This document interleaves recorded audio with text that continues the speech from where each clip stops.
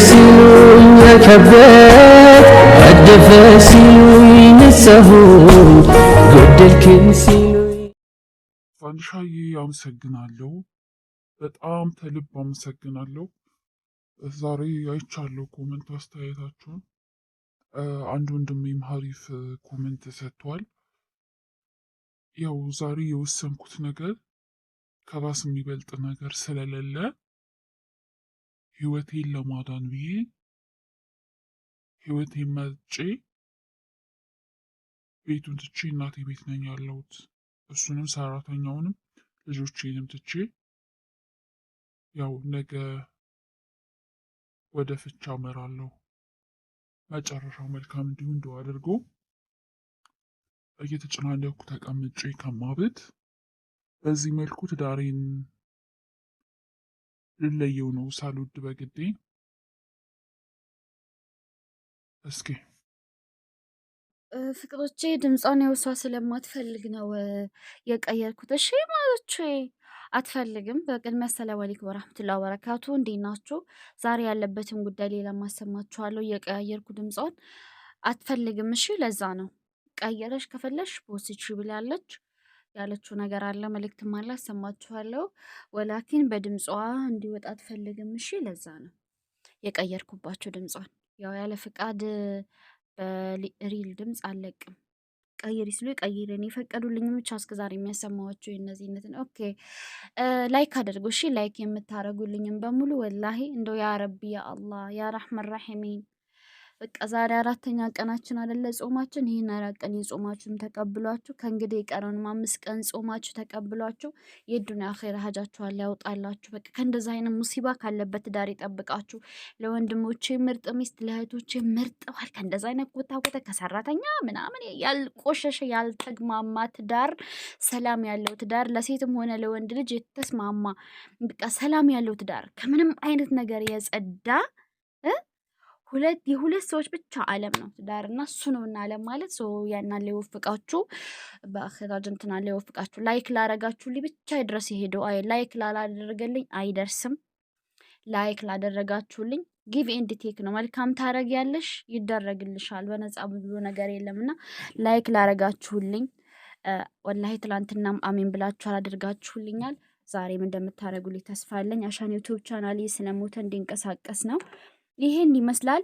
እስኪ ቀጣዩን ደግሞ አሰማችኋለሁ። ግን የቀጣዩ ድምጽ የላከችልኝ እንትን አለው፣ በጣም ድምጽ አለው። የባጃጅ ድምጽ በባጃጅ እየሄደች ስለነበረ ሆኖም ግን ያው እንግዲህ እንትን ብላለች። እሺ ውዶቼ ቤተሰቦቿ ጋር ሄዳለች። የቪዲዮ ነገር ነው የሚደርሳችሁ። እንግዲህ ፍች ልትጠይቅ ነው።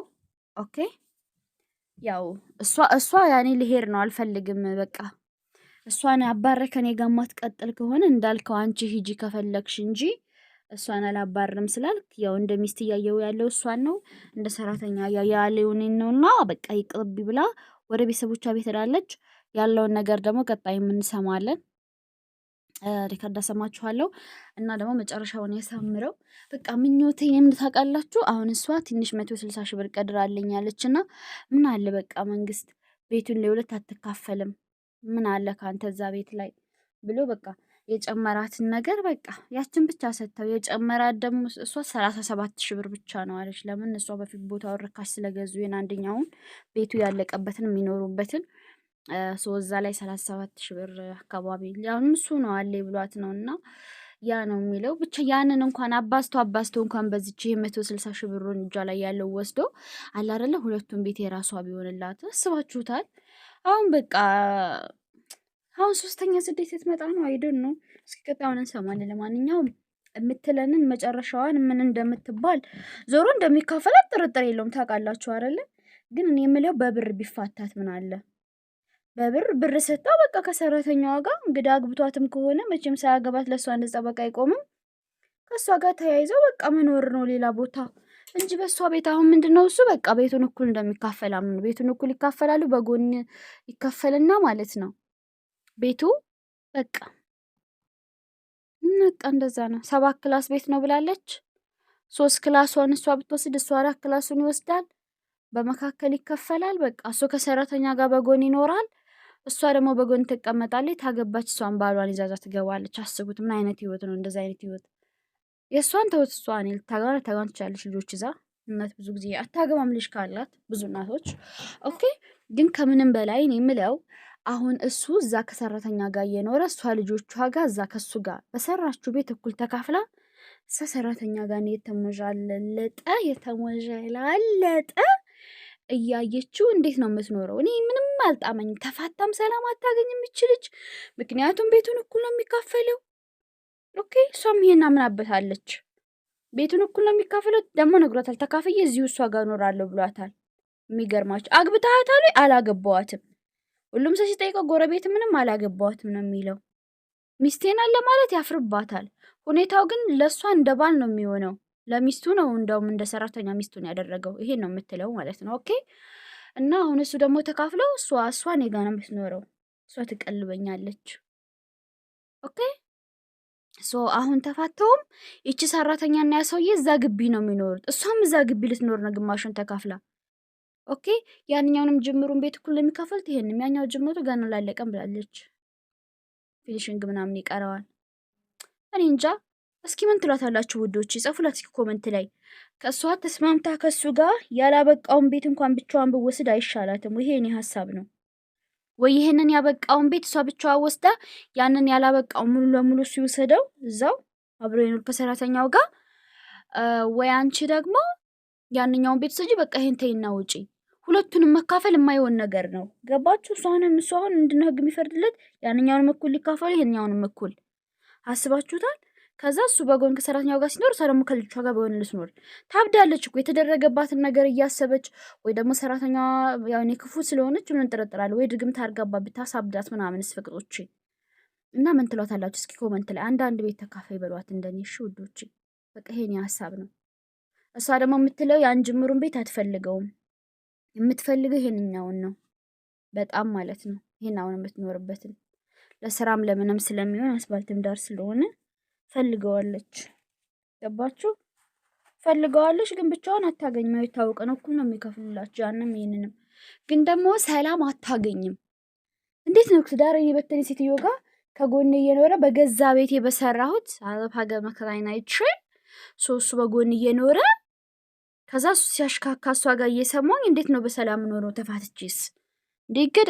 ይገዳደላሉ። ይች እንኳን ምስኪን ብኮን አቶ ሰራተኛ ነገማ በይፋ አብሮ አለ ብቻ ሲኖር በቃ የሆነ ነገር ብታረጋት ሴትዮዋን። እኛ የአረብ ሀገር ሰዎች ምስኪን ነን። ቅርታ ምናምን ብላ ቀስ ቀስ ጠጋ ጠጋ ብላ ብታሳብዳት እስከ ልጆቿ ወላ በቃ የሆነ አለ አይደል የሰው ህይወት ተፋታም እንኳን የሆነ የማትላቀቅበት ነው። ግን ጠንካራ ሴት ከሆነች እኔ የምለው ማለት ነው አንደኛ አንዳንድ ቤት ይካፈሉ ነው። ኦኬ እናንተ ማስተያየት ስጡ። እኔ የምለው አንደኛ አንዳንድ ቤት ይካፈሉ። ገባችሁ? ሁለተኛው ደግሞ ይጠቅልል እሱ ሁለቱንም ቤት ይጠቅልል። ይጠቅልል። ሁለቱንም ቤት ጠቅልሎ ለማንም ሰው በሚሸጥበት ዋጋ ሁለቱንም ቤት እሱ ጠቅልሎ ከዛም ከዚህ የምታገኘውን ብር ይዛ ይቺ ሴት ወደ ሌላ ወደ ተሻለ ሀገር ልጆቿን ይዛ ሄዳ መኖር።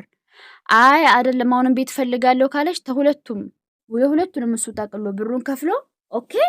ከዛ ምን ታረጋለች? ያንን ብር ተቀብላ ባንክ ቤት አድርጋ እንደፈረደባት ልጆቿን ቤተሰብ ጋር አድርጋ ትመጣለች። ቦታ ተገዛላት ቦታ ትገዛበታለች። ገባችሁ? ካልገዛላት ብሩን አስቀምጣው ትመጣና እዚህ አረብ ሀገር መታ እንደገና ሰርታ ደግሞ ለብቻዋ እንግዲህ ከዛ ብር ጨምራ ጥቂት ቤት 2 ክላስ ምናምን ቤት ሰርታ ገሯ መግባት ልጆቿን ማሳደግ። በቃ ይሄ ነው። አንዳንድ ቤት ይካፈሉ ነው የምለው። ሁለት ደግሞ ያው እኔ ያልኳችሁ ነው የምለው እኔ እሱ ይጠቅለው። ኦኬ እናንተ ምን ትላላችሁ? እናንተ ማስተያየት ስጡ። እሺ ይሄ ግን ሁለቱንም እኩል ተካፍለው እሱ ጋር መኖር የማይሆን ነገር ነው። ሰላም አታገኙም። ሰው ከሆነ ሰላም ተወደዋደ ሰው ይሁን ወላይ ላዚም እኔ ሀቅ ነግራኛለች። በቃ ያለሱ መኖር አልችልም እስከሚባል ድረስ አውዝ ብለም ሽጣረጅም ኃይለኛ ፍቅር ነው ያለባት። ገባችሁ? ያን ሁሉ ነገር የተወቹ ላብድ ነው ለልጆቼ ልኖርላቸው ልጆቼንም ያሰቃየው ነው በሱ ንድት